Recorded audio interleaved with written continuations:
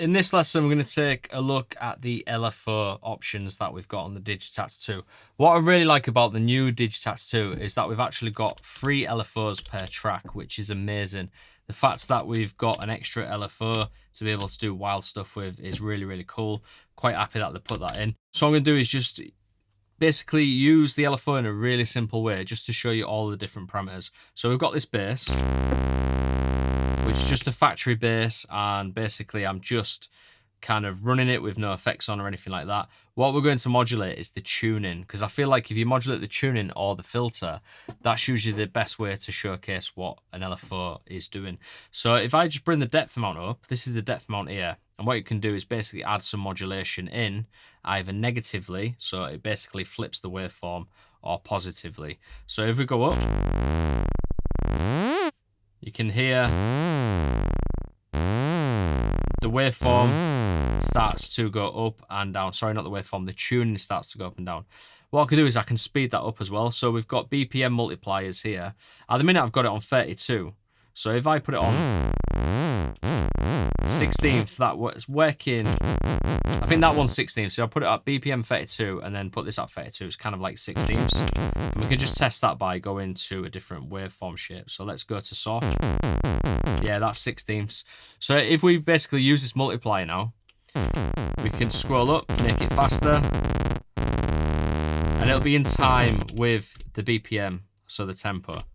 We can bring it down, make it slower, and we can also take it off out of sync by basically adjusting this in between with decimal points. If you use function, you can go up and down like this. So we've got 32, so that's going to be like on grid. That's how we got 16ths. If you go to 48, that's going to be like doing dotted. So you can change the speed like that, and you can also free run the speed by changing it like this as well. Let's put it back to 32. If you want to completely get out of using BPMs, you can go into the free modes, which are these, and they are not linked to BPM. This is really good if you're designing presets that will have a certain LFO speed that you want to remain constant, and you don't want to change when someone or yourself changes the BPM of the pattern. So these will remain constant no matter what I do with the BPM. Whereas if I put it on the BPM mode, if I change the speed now, that will change with the BPM. So it's really good for sound design purposes, because on the LFO, if you go into these higher rates like 2000, stuff like that, you can start to do quite cool stuff with frequency modulation. I mean, that sounds pretty awful, but you get the idea. And you can do that to like panning and filter and all that kind of stuff as well. We'll get into sound design stuff later on during the course. Let's go back to 32, and then we'll just explore some of the other options as well. So let me just sort this out. Yeah, let's go for that for now. So let's just look at the different waveforms. So we've got triangle, so this basically goes up, down, and then up again. Then, actually, let's just go for a slightly slow speed, so we can hear the cycle a bit better. That's better. So we've got triangle, we've got a sine wave, square, which is on off. Let me just speed that up. It's because the sample is running out of length. So you can see here, the LFO will modulate the speed of the sample because I'm doing tuning. So that's why we're running out of time sometimes. So yeah, we've got the square or pulse. Then we've got saw down. And by the way, that can become saw up if you just spin the depth amount the other way. Or you can go that way to get to exponential, which is kind of like a saw, but it's got a nice decay slope, like a sharper slope. Then we've got ramp, which goes up, comes down, and then remains constant. Let's just speed that down. And then we've got random, which is one of my favorites. If you put it on a low speed, what that will do is if you put triggers on with this mode that I've got set here, which is Trig mode, every step or every trig will have a different amount. So If we go to filter, where this sounds much better, let's go to frequency, let's bring that down. And get all this kind of nice bubbly stuff by randomly modulating the filter with each trig. Let's stay on filter actually, because that sounds quite cool. So yeah, we've got random there as well. And then we can also change the slew. That's kind of new to the Digitakt II on the newest update. So slew basically makes it less sharp. So it would make it look more like something like that rather than like that. So you can get like a softer automation. Let's just do this. And let's listen to the difference now.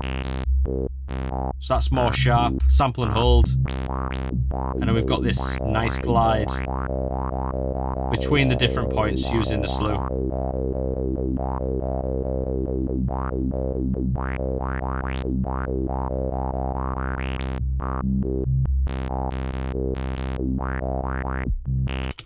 Oh yeah, I didn't talk about phase, did I? So with the phase, on all of the other waveforms, you've got this thing called phase.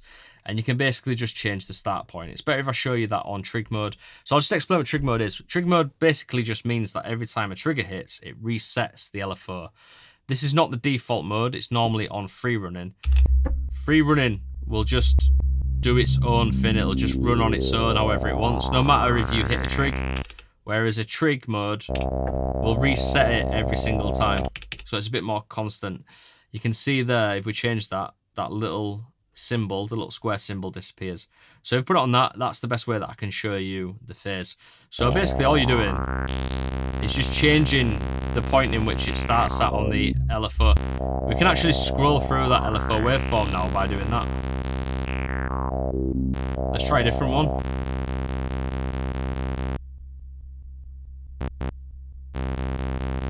Let's go to this one. It's quite a good way of demonstrating a waveform. You can really show what it's doing there. So yeah, we've got that. I've just shown you what free mode is. And that start point will be different all the time, right? So if I just turn this up a bit on the speed. Let's go back to try. So every time I start the sequencer, it will start at a different point in the LFO. It's not synced up in the way that, say, that one would be, or some of the other ones. Hold's pretty interesting. So if I go back, yeah, if we leave it on this one, what that does is the LFO's constantly changing all the time, but each trig will kind of lock it in place. And what I mean by that is, if the LFO is constantly going like this, but then a trig hits, then it will keep that depth amount where it is. And the best way to show you what I'm talking about is if I just play it. So it kind of sounds like a sample and hold, but it's a bit more constant. So it's not as random as a sample and hold. Because what we're doing is we're still following a waveform, but then we're just locking them in.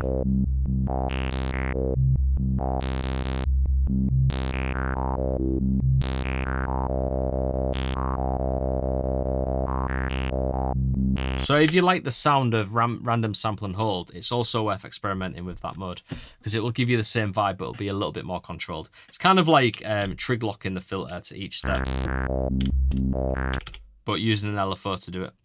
Then we've also got one. So with one, what it means is it will do the cycle of the waveform just once, and then it won't do it again. So let's change the speed. Let's change it. Let's set these out and put it on the 1 and 9 and speed it up a little bit.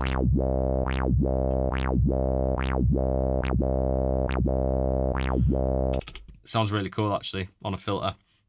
So yeah, it's doing the cycle and then it's just stopping and just going back to its original position. If you use it with something like this, then you can use it as an envelope, and then this would be the speed of the envelope. So it's like, if we go higher speeds, we're basically shortening the decay of this. If we take it down, we're adding in more decay. So it's a little trick, that one. You can basically use that as an envelope for the filter. Let's go right again. This is the same again, but it's halved. So it only goes positive, not negative. So if we use something like this triangle, you'll see that it goes positive, then it comes down and it goes negative. And let's have a listen to that. Let's just speed it up a bit. Speed it up even more. So you can hear it's doing the full cycle. And let's change it over. It's just going positive and then straight. That one goes up and down, then straight. So we've also got fade in and fade out as well, which is really useful. If we just put this on trig mode, what we can do is we can fade it in like this. So it starts with a low depth amount and then it gradually comes in like this, kind of like an attack. Or we can go the other way and we can basically have the LFO play for a short time and then completely switch off.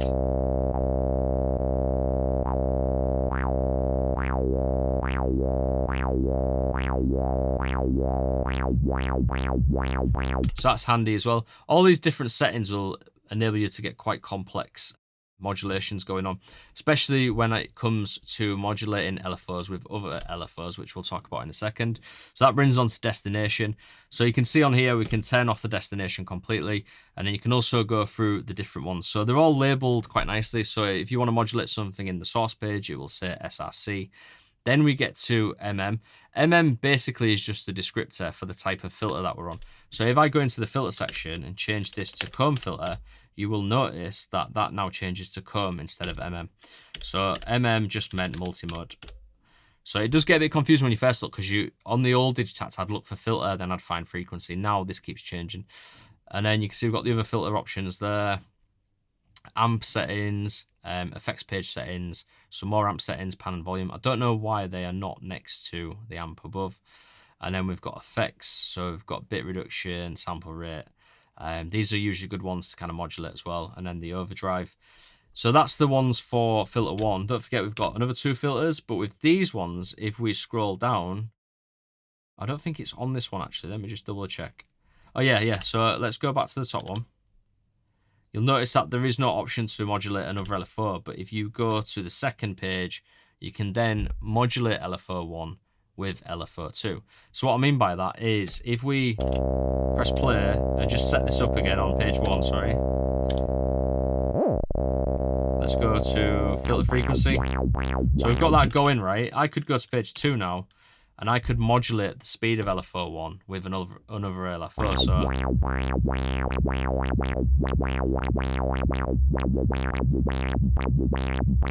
we could even put it on a sample and hold.